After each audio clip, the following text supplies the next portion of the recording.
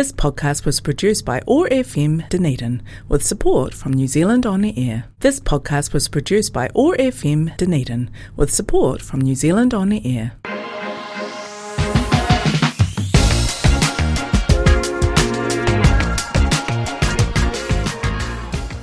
Welcome to the OI podcast, the Otago Institute podcast, in-depth conversations with people, experts from the worlds of arts, sciences and mataranga Māori, brought to you by the Otago Institute, the Otago branch of the Royal Society for Arts and Sciences, otherwise known as DOI.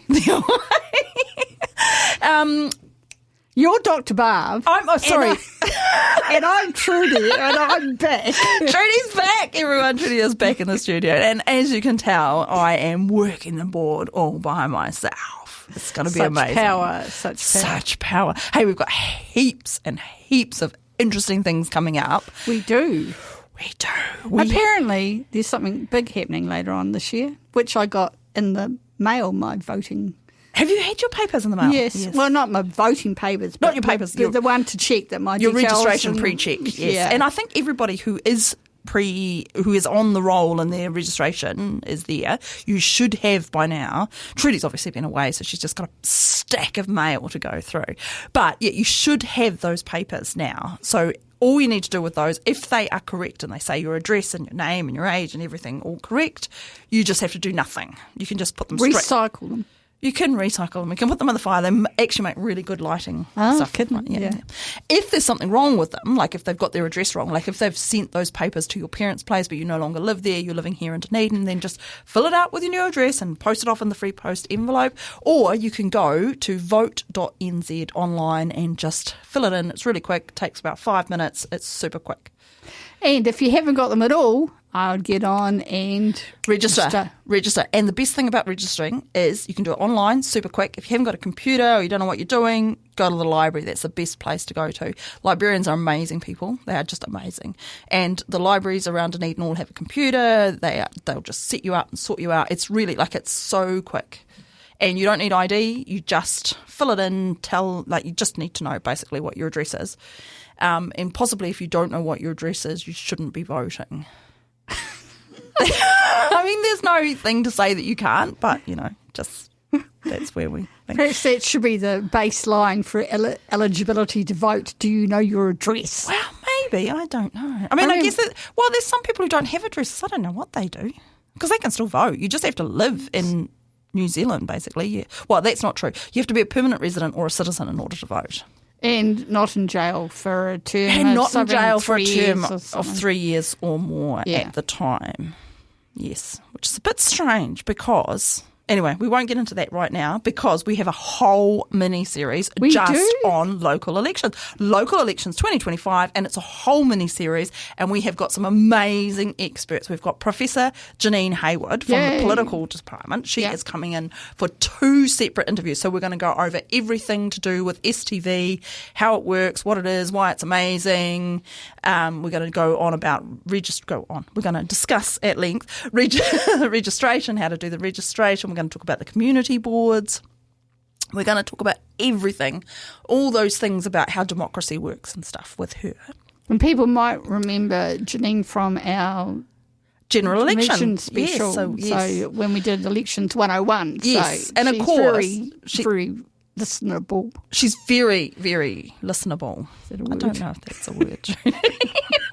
Easy to listen to. Anyway, she's very easy to listen to. She really, really knows her stuff. She lives and breathes local government stuff. And of course, the voting system for the local elections is different to the general elections. So for the local elections, and this year for the first time ever, we have the same voting system for the ORC and the DCC, Mayor and Community Board. So they're all STV now. So that's fantastic. And we will talk about that with Janine Hayward. That's fantastic. And we have another couple of super exciting guests in our election special. So you'll have to wait and listen to see who they are. Yes, but they will be coming. So that mini-series will start either the last Friday of June or the first Friday of July. I'm just waiting to hear back from one last person. That's pretty exciting. And then, of course, the big thing for the elections, sorry, Trudi, the big thing for the elections is we are going to invite all of the candidates standing for DCC and Mayor to come along and talk to us. Yes, they get, what? 10 minutes. 10 minutes? 10 minutes each. I know, it's like 12 hours of recording. I thought we would do speed dating kind of. Well, it is kind of speed dating. 2 minutes each. So they're going to get a bunch of like one-word answers, questions that have one-word answers, and then they're going to get long format with quotation marks because they're 60 seconds, and we will have them on a timer so they all get the same amount of time to answer the questions. They all get exactly the same questions, and no one will know what the questions are beforehand. All of the podcasts will all drop at the same time, and then we're going to play them for that first 2 weeks of August after the nominations. And we're not going to ask them all the same question all at once, so that just because while they get all the same questions, I would jumble them up so that somebody doesn't get the chance to prepare their answer because they think they're going to get that question, you see. Oh, right. No, well, they won't know the answers unless they talk amongst themselves. Yeah, but if you... Oh, because we're going to do them at the same time or not at the same time? We're going to interview all the people separately. Oh, okay. Each person has its own 10 minutes, so they'll each have a separate 10 minutes, so it's not going to be talking over the top of each other like we do sometimes. But they will be just 10 minutes for each person, and then the next person will come in and we'll interview them. And so there'll be as many candidates as there are, tiny little podcasts, 10 minutes each, and we will play them in place of our 1 hour thing. Right. But they'll also all go to podcasts, so you'll be able to pick and say, okay, I want to listen to that candidate, because that's what one of the amazing phrases of Janine, Prof Hayward, I should say. Yes, we should really. If you don't rate them, don't rank them. So this is one of those ways that you find out who you rate. There's quite a bit of discussion around that. And thanks, listeners, because now both you and I understand what we're doing. Anyway, sorry, I shouldn't laugh, should I? No, you should laugh. Terrible. Hey, the other big thing we've got is coming up is we have got In Real Life. We've got an actual cinema, and it's going to have gorgeous food. So we're going to get it catered. It's going to have platters from Precinct Inspired Pantry. Are they sponsoring us now, are they? No, they're not, but they're just amazing, those platters. I love them. They're just so good. Anyway, what is sponsoring it is the Royal Society NZ. Oh, nice. Because it's 2 of the research award winners for this last, it's 2024, but, it's at the end of 2024, so they are the research award winners. Anyway, they're amazing. They're local. It is Gemma, and I've got her name, how to pronounce it properly. So if anyone was listening to the last time I had a little blurb about this, I was just like, oh my goodness, how do you explain it? It's Irish etymology, and it's Gagan. Gagan. But it's spelled Geoghegan. Anyway, Gemma is coming along to do an interview, and she will be there in real life on the that's the next question, is the 25th of June, and it is the Barclay Theatre at Tuhura Otago Museum, and she will be joined by Dr Olivia Harrison, who is the winner for the Emerging Scientist, the PM's McDermott Emerging Scientist winner. Sorry, I forgot to say Gemma is the Communication Award. Anyway, they're both amazing people, and they're amazing talks, and it's going to be a fantastic talk, and there's going to be platters, and it's on from 4 till 6. Now, we've put it a little bit earlier this time. So our soldies can go home before it's too cold. Well, because it is the middle of winter and you can go home, but also because the Photography Awards are in the Hutton Theatre and they start at 6 p.m. So if you're really keen, you could come, listen to the cool talks, and then just go to the Hutton Theatre and do the Photography Awards. So it'll be fantastic. What a night. So what an exciting month we've got coming up for I know, you it's listeners. exciting. It's very exciting. And of course we will be getting both Olivia and Gemma here in the studio to have an in-depth discussion with them. So if you can't make it along, but it's not going to be like the spoilers type thing. We're going to be talking to them about stuff that's not in their talk, because don't feel like you can just listen to the interview and then not go to the talk. We're broader than that. We are broader than that. But today we are super lucky. Today we've got one of the best people in the world here in the studio. Absolutely fantastic. Welcome to the studio, Dr Wendy Stubbs. Hello. So I've known Wendy for ages. Wendy, did her BSc honours at the Adelaide University in South Australia, and she laughs at me all the time because for ages and ages. University of Adelaide. Oh gosh, it's saying University. I knew I was going to get that wrong, even when I said it, the University of Adelaide. Oh my goodness. Anyway, I have actually got myself together to realise now that Adelaide is the one that's in South Australia, because forever, like the whole of Australia was just of a big blob to me, and then I met Wendy. I think you might have been the first Australian I met. There you go. That seems hard to believe, doesn't it? Anyway, such a way first Australian that you can actually talk to. possibly, yeah. Anyway, but I had the whole geography of Australia all wrong. Anyway, University of Adelaide, and then clearly seeing the light, she came to the University of Otago to do a PhD, and we were little PhD students. Well, I was littler because I was still. I was still doing my honours. Yeah, I was still doing my honours degree when you first came over. That's right.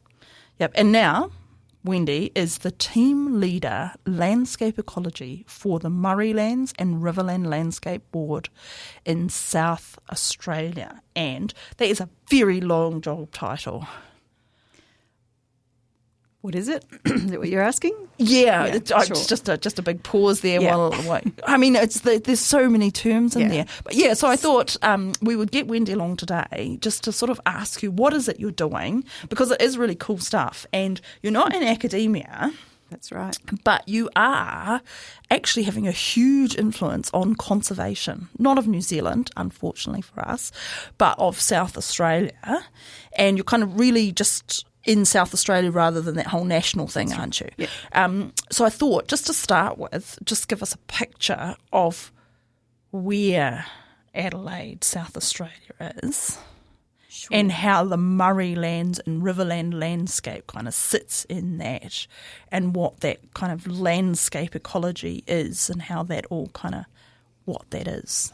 Sure. So Adelaide sits in the centre of Australia, if you're looking at a map of Australia, down in the southern section, funnily enough, South Australia. But yeah, we have the east coast where you have Queensland and Victoria and New South Wales, and South Australia and Northern Territory in the middle chunk.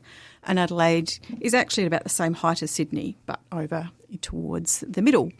The Murraylands and Riverland region is a region, funnily enough, it has the River Murray coming through, so right from the Victoria and New South Wales border down through to the Coorong. And am I right that the Murray is the biggest river in Australia? That is correct. Look at me. See, I have come a long way in just a quarter of a century.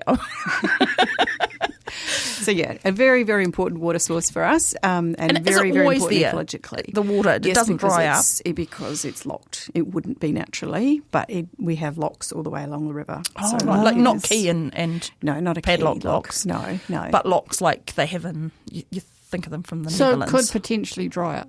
It could. In back before they had those, it did, because you've always used the River Murray for like barges for transporting stuff up and down, and back in the first paddle port days, it did dry up at times, particularly because, of course, we extract a lot of water out of the river. Oh, of course, for irrigation. Like pre-European, did it also dry up? Hard to know. Yeah. Because you sort of think almost that it must have done.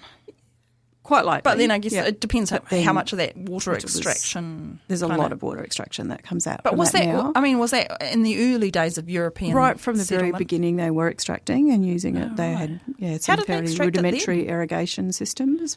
Just put a pipe in it. Yeah.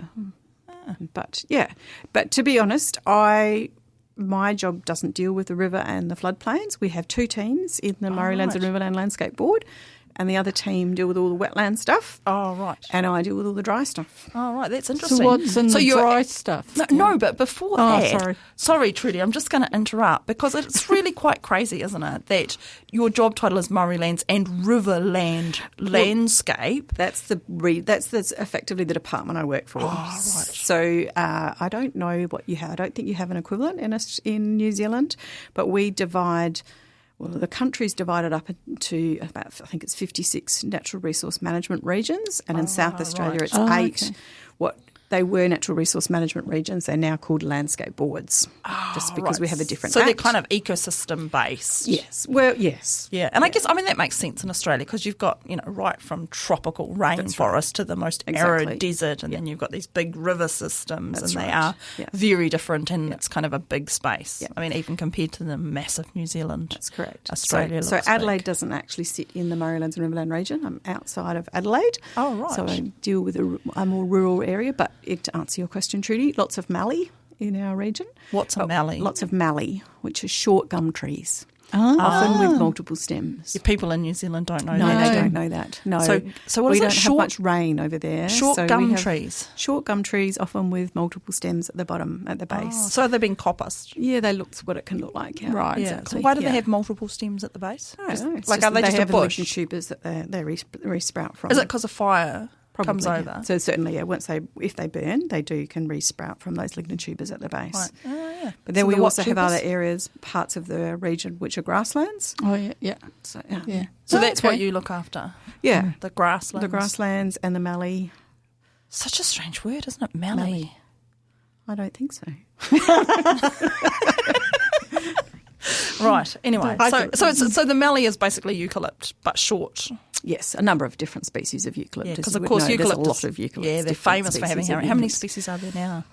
It changes every day, I reckon. More than 500, I believe. Though. Oh, God, it was like 700 to 800. Yeah, I don't know. It's one of those things where there's a whole heap that aren't even really That's properly right. described, and they change them between whether they're And species or they subspecies. also interbreed really badly. Also They hybridise yeah. very badly. So in the Mallee, So if they were we've got- animals, they'd all be called one species. Oh, yeah, maybe.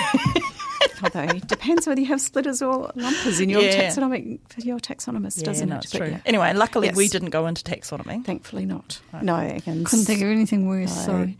And to be honest, the Mallee eucalypts are actually very hard to identify, and then because they hybridise, they're even more so. So I thankfully have a botanist in my team, Right. who do know As how to every good identify team them. does. Exactly. I have That's botanists and I have birdos who are really good. Birdos. They would be birdos. people who do bird things. That's right. Bird ecologists who are very Is that good. what they're called in Australia? Birdos. That's the colloquial name, I guess we call them.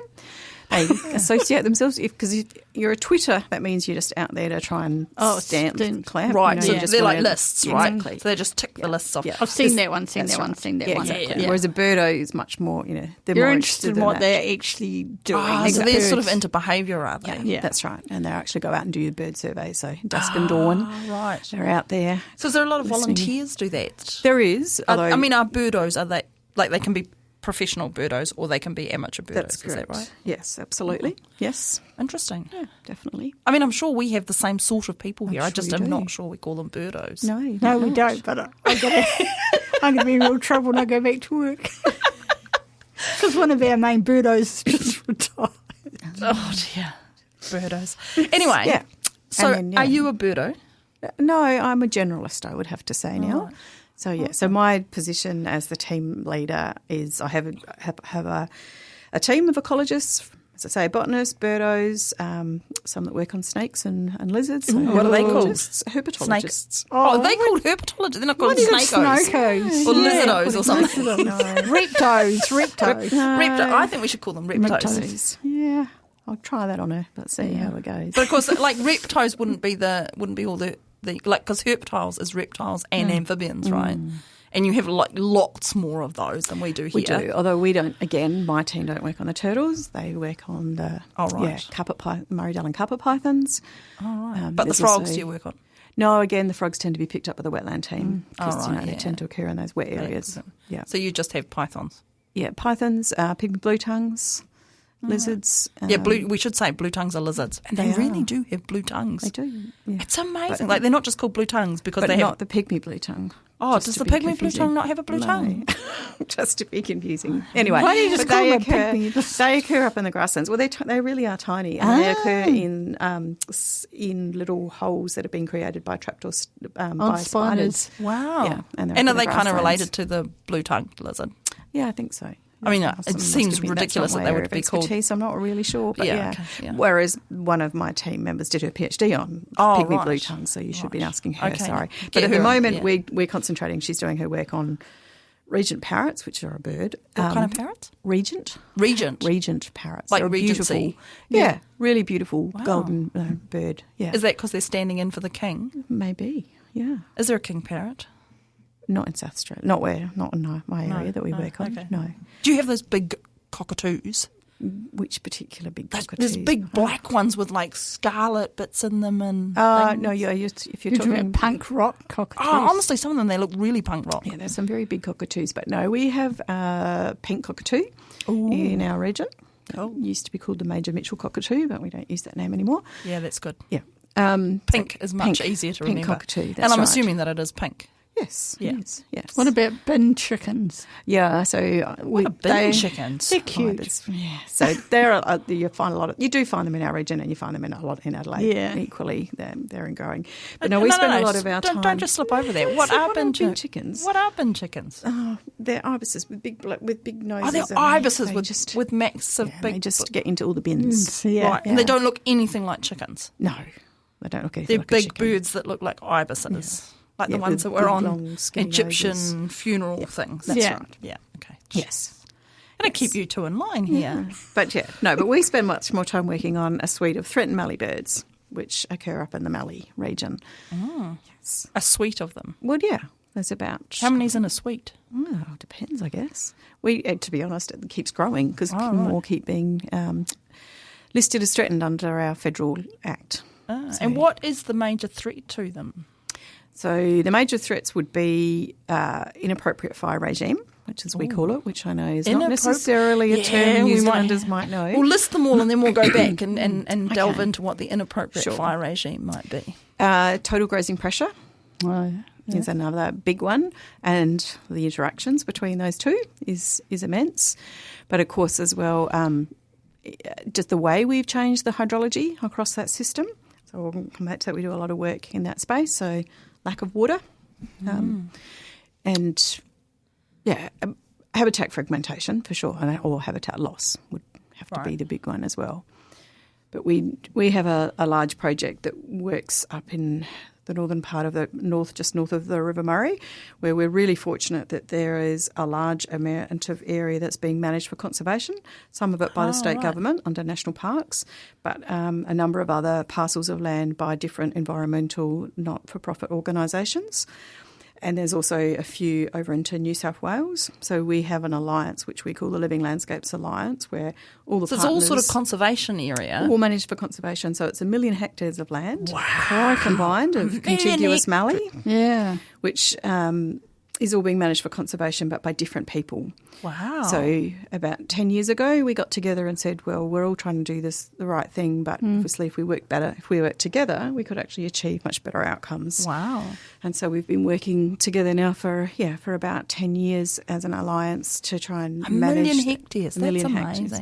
Yeah, and that's home to it's really important habitat for this group of threatened mallee birds that I was talking about. So we can do some really great stuff there because we've got a big enough area. You've got a big enough area. Wow. Yeah. And you're really looking at kind of an ecosystem type level. Exactly. Restoration and reducing all these things. So inappropriate. I mean, some of them seem like from the outset that they're kind of more or less like if you've got an inappropriate fire regime, that's because people have been burning things or not burning, or not things. allowing them to burn. Yes, so we had in Australia there was when it was settled by white people, obviously there was a lot of fire suppression because of course people didn't want their houses burning down. Fire suppression.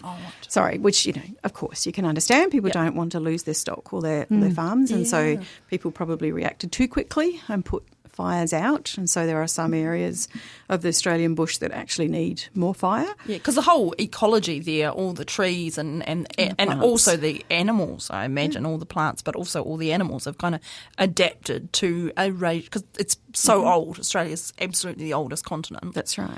And everything having been there for so long, it's just adapted to there being frequent fires. That's right. And I guess in different places there's different frequencies, is there? Absolutely, and it can also depend on the scale. So even within that 1 million hectares that I talk about, that system has all these dunes and swales. Right. And so of course you get different plants growing in those dunes and dunes swales. and swales, but it's inland. Because once long time ago it was a seabed. Yeah. Oh, right. And so within those dunes and swales, you get different plants growing, which carry the fire to different degrees. Right. And so even how the fire would have been, even when a fire started, some patches would have burnt more often or more intensely than others. Right. Because I guess there's two things, isn't there, with fire? There's how often it's burning and how hot it's burning. Yes, that's right. Intensity. So that whole intensity. That's right. Of the and fire. it's also the season, though. So what season you burn can also have a drastic impact on what can come back. Yeah, no, that makes sense as well. So frequency, intensity, and seasonality of burns all impact. And different from New Zealand, I guess New Zealand's not really used, like the vegetation we're talking about here, is not really used to a fire regime because it hasn't evolved with it. And Indigenous people in New Zealand are also relatively recent arrivals in evolutionary terms. That's right. As opposed to Australian, which have been there for over 50,000 years. Yes, some of them go back 70,000 years in the dates, which is a massively long time as opposed to sort of like 900 years here in New Zealand, which isn't really long enough for things to evolve in response, adaptation to that. Yep. And then, of course, on top of that, you've got the European influence. So that's right. So those in New Zealand, that's sort of 2/3 of the forested environment kind of got cleared. Mm-hmm. But in Australia, like the whole everything is sort of more adapted to fire because New Zealand's not adapted to fire at all. So we think about fire, we think put it out, which is a whole different, like, it's more complex in Australia, I guess, because it's not just a matter of stopping the fire. No. It's a matter of kind of... So it depends on where it is. So we work really closely with our country fire service. Right. And we've actually created a layer that we call a fire vulnerable habitat layer, which we keep updated every year. And we basically draw lines on the map and say, if a fire was near this area, we would want you to suppress it, but if it was going into this area, let it burn, just don't use a bulldozer. So we have what we call natural values officers. So when there is a fire, they can ask for a natural values officer to come along and sit on their incident management team, and we sit there and we provide them advice. So, obviously, again, life and property always has to be protected first, but there are often instances, in particularly, patches where you've got 1 million hectares of Mallee, where how you respond to that fire, there are nuances. Right. So the example that I like to give is, we might have a really threatened population of orchid, and obviously, as you would know, they're not generally in very big patches. Right. So they might be planning on putting a mineral earth break through, which is what they use to pull up the fire. Pull it up, to slow it down. To stop it, because fire needs fuel. Right. It won't burn without fuel, so if you put in a mineral earth break, you will stop the fire. And mineral earth just means dirt. It's literally dirt, scraping back to dirt and rock. Just because people think of Australia as full of gold and stuff. So they use big graders, and so but you can imagine that's not great for orchid tumours. No. So what we can sometimes when we say is, well, we get it, you need to put in a mineral earth break, but did you realise if you just put it 500 metres to the left, then you won't take out that last population of orchid. So could you just possibly move the so that sounds like you have to be right there, on the spot. That's why they're in the incident team. That's right. That's why we sit in the incident management team. And you have to know, you must have a layer. Yeah. Like, when we say layer, it's like layer. a computer. Well, it's a GIS layer, and then we have ecologists who can interpret that. And so, they don't want to know that it's Thelymitra epipactoides and it's critically endangered. They just want to know, could you just stop it right over there? Yeah. But, and whereas in, this area, actually, that's the last population of that bird species left in South Australia. Could we do everything you can to pull that fire up before we get there? So that's the kind of advice that we give them. Quite an interesting relationship to not manage isn't the word I want to use, but an interesting relationship to be in. It is, and we're really lucky because particularly some of the natural values officers that have been around for a while and have actually been out dealing on fire trucks themselves. We're generally all on fire crew as well. They really understand how the fire behaviour and how it works, and so they can be really, really valuable in that incident management team because they can look at those things like the the dunes and swales, and because they know the vegetation, they can say to the fire it's planners, not going to burn. it's going to slow down there. If right. if we pull it up by there by night, it's not going to do anything over there.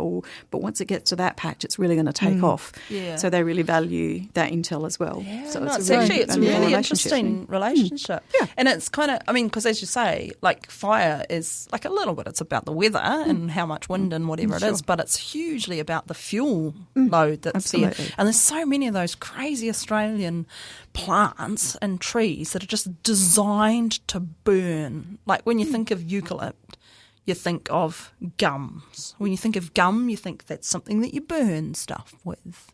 Like all that eucalypt oil, you think eucalypt, you think oil. And it just seems like, why would you have a really dry place and then just grow a whole lot of stuff there? Like it seems poorly designed. Now I don't want to, be, telling criticising depending on which way you swing, the almighty or evolution. But it does seem like it's designed not poorly, we don't want to say poorly, but in order to burn. But it does again depend. So if you've got a coolish burn, those mallees often won't burn. It'll what is coolish burn? Not very hot. If it's not a really hot, if it's not on a catastrophic fire that's day, not hot. Yeah. So if it's not on a really high fire danger day, so with strong, really dry, strong winds, on those days fires will spread through most things and they'll get up into the canopies. But you often get fires in Australia that just trickle through the bush, through the understory, and they don't reach the canopies. So it's in the canopies they jump. Is that? That's right. Yeah. Okay. Yeah. But to me, it just seems odd to even think of the idea of a cool fire. It seems an oxymoron. But again, we were talking about the fire. First Nations before, and so in some areas we know that they used that as a tool and they deliberately lit cool fires, particularly in things like the grasslands, because that helped the grassland species regenerate.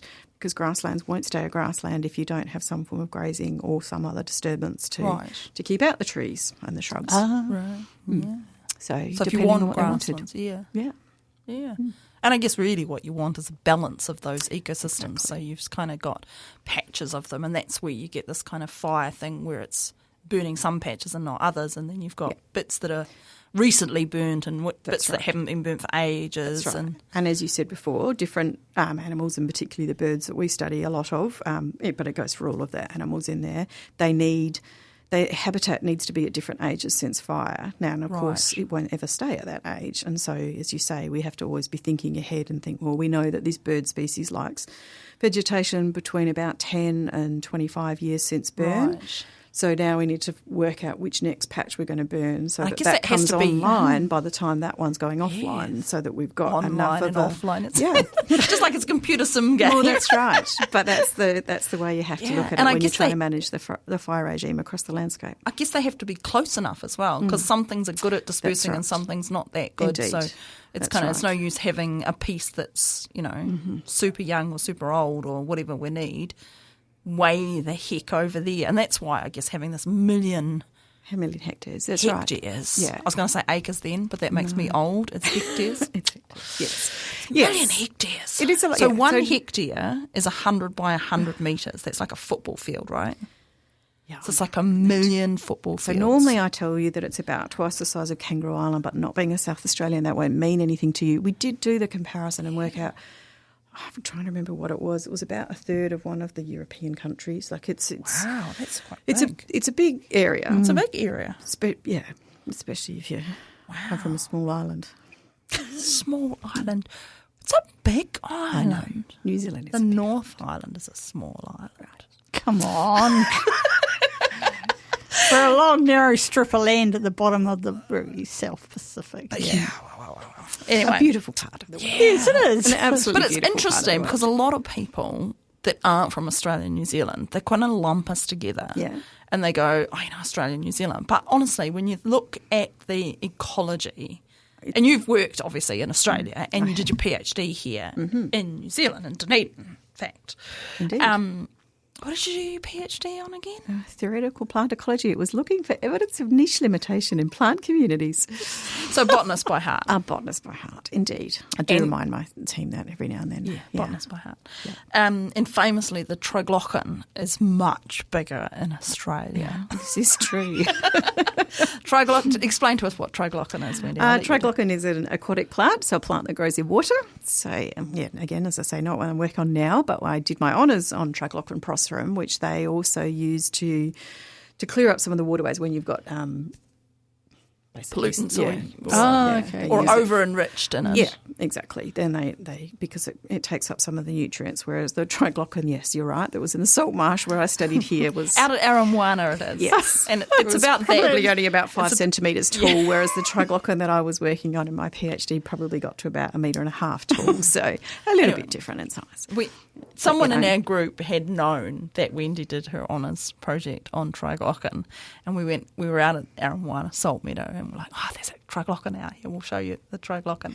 And Wendy's was like, where is it? Looking for something up here. No. Anyway, someone pointed it out to her, and Wendy just was shocked and exclaimed, oh, it's so much bigger in Australia. Everything's bigger in Australia. Exactly. Indeed. Everything's bigger in Australia. Yes. It's quite interesting, this conservation thing, because when I was away, there was a program on, I don't know, National Geographic, something about an invasive weed which is native to New Zealand and Australia, growing in the UK because... we've got a couple there now. The Hebes are doing really well. Yeah, but it's a real pest, and it's clogging up because the sunlight over there isn't as harsh as ours, so that limits the growth. So I think it's quite interesting how one person's conservation effort is another person's. And of course, possums, which are a huge pest. I think we should just round them all up and send them back. Yeah. Yeah, well, they are. We have them in our region. The possum is like this particular. I mean, of course, there's heaps of species in Australia, but the brush-tailed possum is it endangered in Australia? It's threatened in some areas, and in fact, it had declined a lot along the River Murray corridor, and we were worried about it a little while back. But my team member who's been out looking for, we've been monitoring the nesting success of the regent parrots because they are in decline, and they nest in huge big river red gum trees that are found along the river corridor. That's but like they also classic use the Australian idea, isn't it? Big river red gum tree with a cockatoo in it. Yes, although parrot. Yes. Oh, sorry, it's a parrot. That's okay. But yes, and then they use the Mallee. She's not a bird, I know that. Despite spending hours chasing fairy wrens around for a photo. They're superb fairy wrens. Yes, they are in Adelaide, and they are amazing. They are so blue. It's like the most iridescent blue that you can imagine. Yes. And they are called the superb blue wren. Yes. Indeed. And anything that's got superb in its name. I mean, obviously Australia's into these big... They seem to be into superlatives. Superlatives? Okay. I don't know. The sandy desert, the great sandy desert, the Great Barrier Reef, the Great Divide. There's all these things that are great. It's like, it's the main divide. You can call it the main divide. Well, compared to... the Barrier Reef. But it's not. It's the Great Barrier Reef. Because it's the superb big. It's like it's big. It is pretty big. The superb blue wren really was superb. It was. It is. Yeah. It still is. It still is. I still have it in my garden. Yes. They're gorgeous. They are fantastic, the superb blue wrens. Anyway, we were talking about possums and... Yes. So yes, anyway, my teammate now tells me they have bounced back quite well along the River Murray corridor, and we are definitely. So even if we could round up all our possums, would you want them back? Not sure about that. I think there are, as you say, there are some areas where they used to be that they aren't found so much anymore, but. Other areas, Adelaide, for example, plenty of Adelaide residents would quite happily give up their possums to give back to those areas. They don't like them much either. We could send back wallabies as well. When you were listing we have too many kangaroos as well. That is part of the total grazing pressure problem. Yeah. So I was just going to go back to you. So you had the fire, inappropriate fire regime. Yeah, and it's interesting because it's inappropriate. It's not just fire. Whereas here it's probably more fire, stopping fires. Yeah. And then you've got grazing, total grazing pressure. That's right. And you were quite specific about that as a term as opposed to just saying grazing. Yeah, so that's right. Yeah, because it's a combination of animals. It's not just one animal that does it. So, of course, a lot of that land was used, it was pastoral land, which meant it was grazed by sheep. Yeah. And some of it's indigenous and some of it's introduced, is it? Well, so the sheep was obviously all been introduced, and that has all been removed for varying amounts of years, depending on the piece of land that I was talking about, and how it's been managed. But in some cases for over 50 years, and yet we know the land hasn't recovered. Right. Crikey. We do have goats, though, which have introduced, so they're wild goats. We aren't allowed to. We're trying. You aren't allowed to farm goats in South Australia. You are in New South Wales, but you're not not anywhere. You're not allowed to farm. Not in the pastoral area of South Australia. Not just in your million acres. Anywhere. No, that's right. Anywhere in the pastoral zone of South Australia, you aren't allowed to farm goats. Wow. And that's because they are fairly destructive. And they get out. Oh, yes, they do that too. Like you can't keep them in one area. No, although in New South Wales they're putting up big fences to keep them in because they're finding that profitable. But yeah, so the grazing pressure is caused by the sheep and the goats, but as I say now, in most cases in this million hectares we don't have sheep generally, but we have goats. But in some areas where there's a bit more water, you'll have rabbits, and that contributes to it. But also kangaroos are a massive part of that total grazing pressure. And so of course we change the landscape. Are native there. But they are native, but we... the pastoralists obviously put dams in throughout that landscape, put big permanent water, basically provided permanent water, which allows both the kangaroo numbers to increase and be there for longer. Right. And it allows for the goats to subsist. Goats can only walk a certain distance from water. Oh, right. So the more water points you have in across that landscape, then they can jump from one to the next. Yeah, the higher density of things like goats and kangaroos you can have across that landscape. Wow. So one of the major projects that we've been working on over the last 7 years is decommissioning those dams. Wow. So in that time, we've decommissioned 45 dams across that landscape. Wow. So that's quite amazing, isn't it? It is. It's a bit like when I was in the UK working, we had a big kind of group of people doing things, as you do, these interdisciplinary things. And one of them was getting together with a whole lot of farmers and some of them, they'd been sort of 3 generations on the same piece of land, and they're from the north of the UK, and they were being paid to remove the drainage from bogs, because bogs are very important storage for carbon and have their own kind of very specific flora that's there, and fauna, I guess. But yeah, like his grandfather got paid massive government subsidies to put the drainage system in, and then we've now realised that actually that's such a destructive thing to do to that ecosystem. And I guess these dams are probably in the same things. Like that was a big thing to put dams in. Yeah, and if you're going to graze sheep, you have to. Like you have to, that landscape. Yeah, and cows as well. This is semi-arid. This is very low rainfall compared to... certainly most of what you see on the South Island of New Zealand. So they had to put in these dams. But of course it's the other threat that I gave you was the change to the hydrological regime, because of course by putting in those dams, not only do they provide that permanent water source for most, if not all of the year, which increases the total grazing pressure, which then of course means your habitat, your plants can't grow back, which means you don't have the right habitat for all your flora, for all your fauna. But of course the other things they did was, when they built those dams, they deliberately found low-lying areas, because that's obviously the sensible place that you put in a dam. Now, those low-lying areas in themselves would have held water for longer during the year. They wouldn't have necessarily held them all the way through summer, but they would have held water longer than other areas. And, of course, they would have therefore had quite a diverse plant assemblage there and very different flora, and they would have become a refugia for a whole lot of animals as well as plants back into the dry times, because they would have provided some habitat. I can tell you, when you put a dam in and you put all your stock there, you completely destroy all vegetation around there. We have a term called a pyrosphere, which means around those watering points is where it's always most damaged. Called a what? A pyrosphere.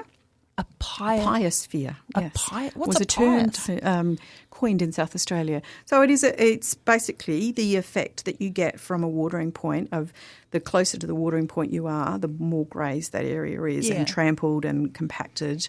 And the further you go away, because in Australia an animal can only go a certain point far away from water before they've got to turn around and come back again, the grazing pressure and the compaction is eased. Right.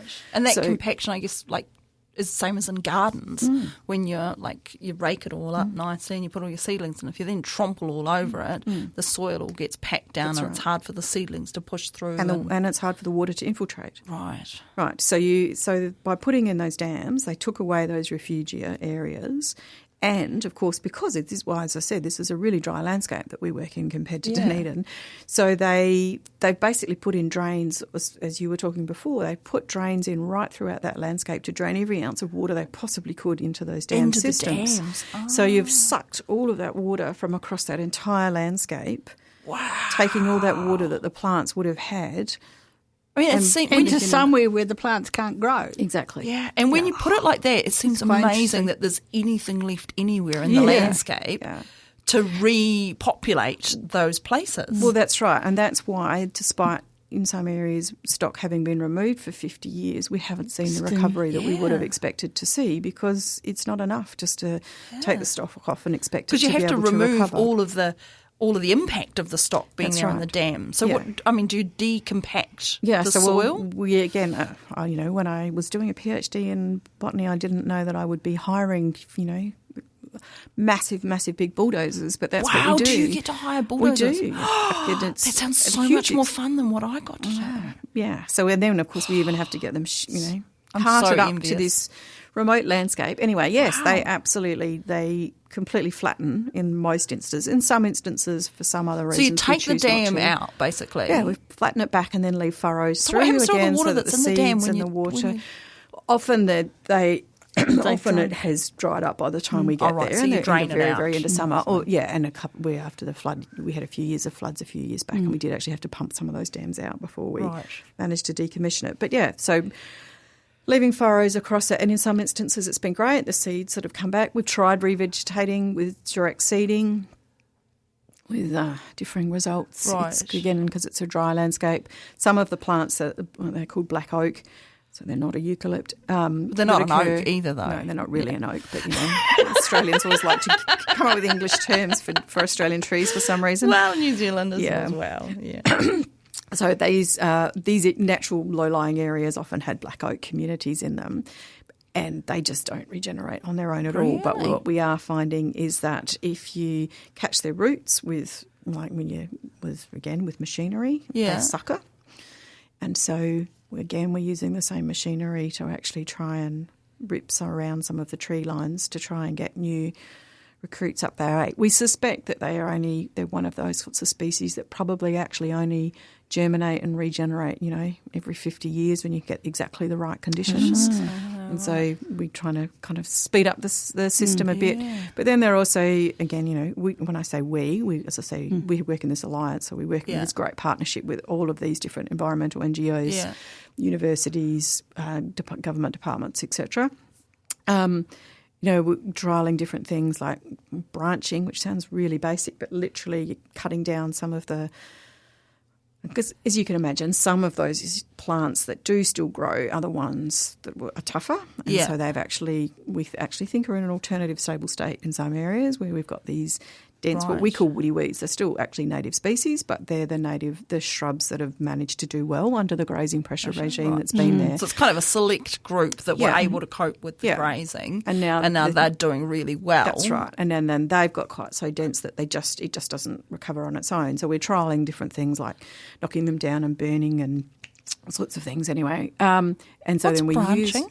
So that's it. So when we're branching, what we do, when we chop some of those shrubby weeds down that we don't want, we lay that out on some of the areas like the areas that we've decommissioned from dams, and of course, or in the drains that I was saying that that we've been trying to cut off across the landscape, because then it allows the soil to get caught in those branches and the seeds to get caught, and then in some instances they've been putting seeds in there, or even occasionally tube stock, because not only does it of course provide the right qualities that is needed, the extra soil and the extra water to allow these things to grow, but it also provides some protection from herbivores, because the kangaroos don't like sticking their noses in the middle of branches that makes sense. to get to things. So it's it's kind of a basic thing, but it's quite a useful restoration tool for us. And it's quite interesting because that sort of kind of land forming on a very big scale is really not a thing that we do in New Zealand conservation that much. I'm struggling to think of anywhere that we do that.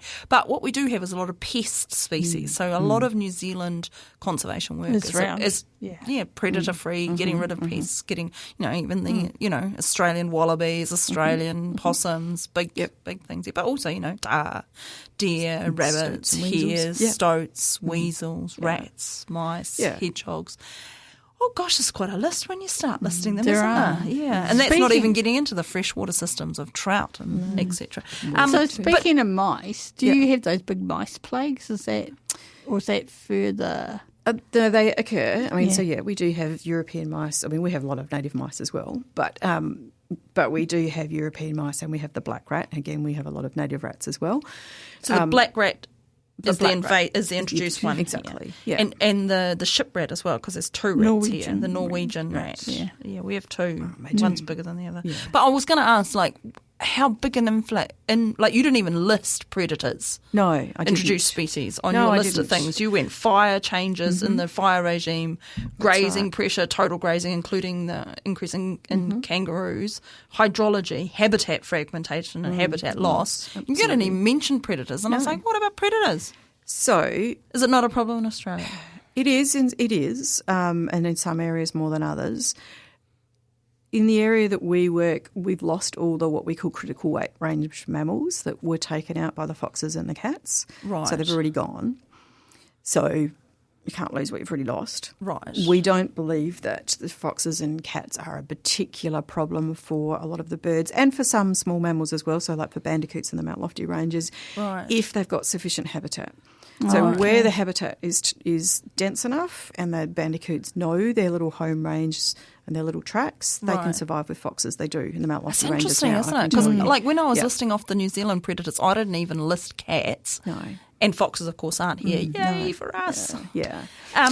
So foxes and cats are your big ones, but really they've kind of destroyed everything that was really vulnerable to them. Well, they have in some instances, but then the other issue is that there is a real relationship between foxes and cats. So it's much easier to kill foxes than it is cats. So people do a lot of fox control, but the problem is that there's often a perverse outcome that it actually increases cat numbers. Yeah. And cats are really, really hard, especially when you're dealing with 1 million hectares of Mallee, to be able to control them.